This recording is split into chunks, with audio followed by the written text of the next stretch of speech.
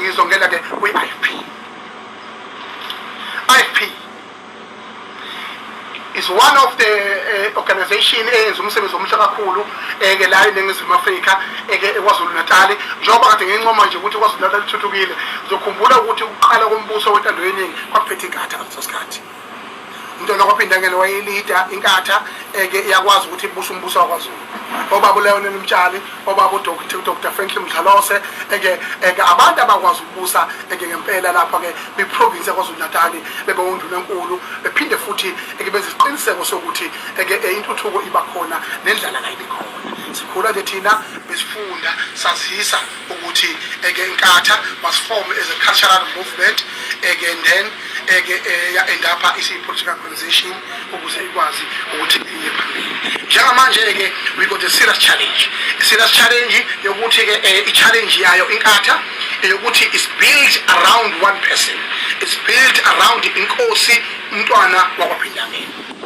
Lokho ke kunama challenges ayisimangaliso futhi azoyidestroy i-IFP because it's built around one person.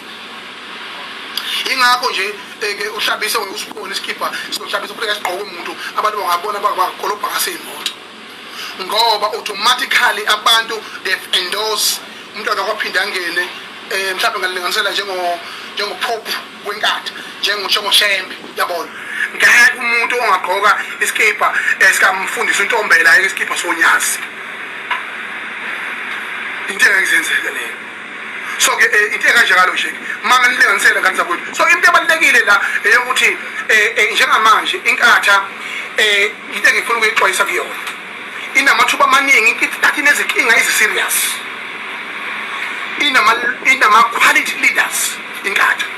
Quality leaders kunabantu lapha na webin ayimeya obaba uJobe lapha kunakhumbula obaba uSten umpokadladla who have excelled ababephethe umasipala kunensizwa wasejozini lapha inkuzi emnyama lapha umfoka mathe iphethe lensizwa iphethe ubusizwa futhi uyabona ukuthi iphethe futhi mabe ngayiphazamisaba izwa phambili kunobaba uNtule lapha la kuhlala khona remote awusuka bathi iphethe remote bathi cofa mbemba elahlile iphatha kwala kwahlabisa suka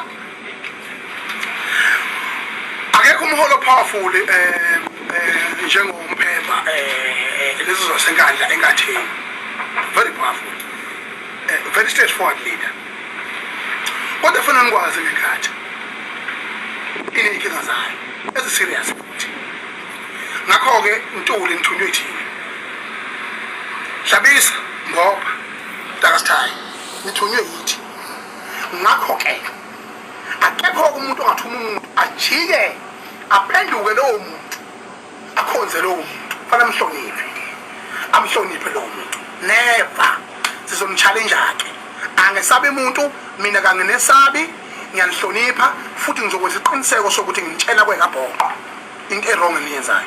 One lama rally enzeka iweekend neweekend thiwa siyanqoba rally thiwa siyabonga rally enziwa inkatha. That is a pure corruption. It's a pure corruption ngoba angazi ukuthi umntwana ophindangeni namchazela ini ngalawo marali ukuthi imali yakho ivelaphi. Inkatha ikakazi disclose ama-funders ayo njengoba umthetho omusha ugunyaza ukuthi abantu abadeclare ukuthi bafande obani. That is a corruption. Into engikuthi kuyona imali noma niyidla kodwa niyidla nabantu. Nikuyabonakala nikwenzayo phakathi kwabantu nibona phela kwenziwa khona noma abanye bengakubonakala behambisa uJojo take odwa bese spend million eharisha ama-artist enzane kuba ngumsindo ongathi shumi. So that is very wrong. We need to challenge you as leaders. You need to account to us. You are employed by us. You are on us.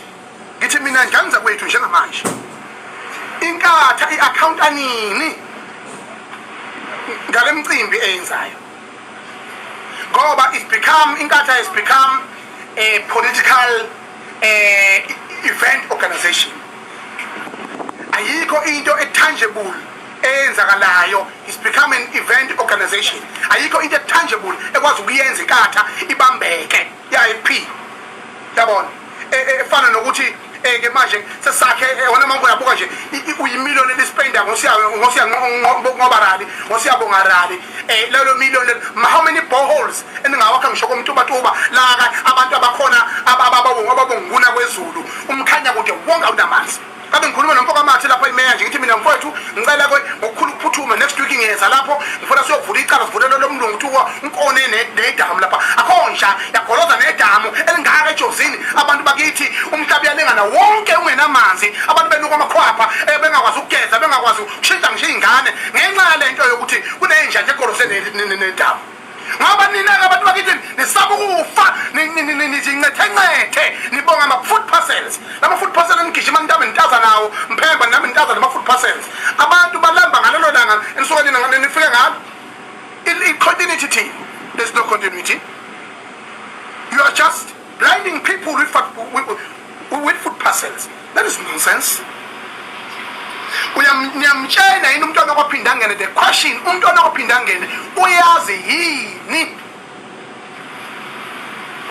ngemali enisuka seniyiqoqile nayifaka eqembini lenkatha yayiseleyo mali leyo nenza ngayo ama-event njengoba umntwana okwaphinda ngene inyanya kangaka inkohlakalo kungenzeka yini ukuthi umntwana okwaphinda ngene akayazi lento.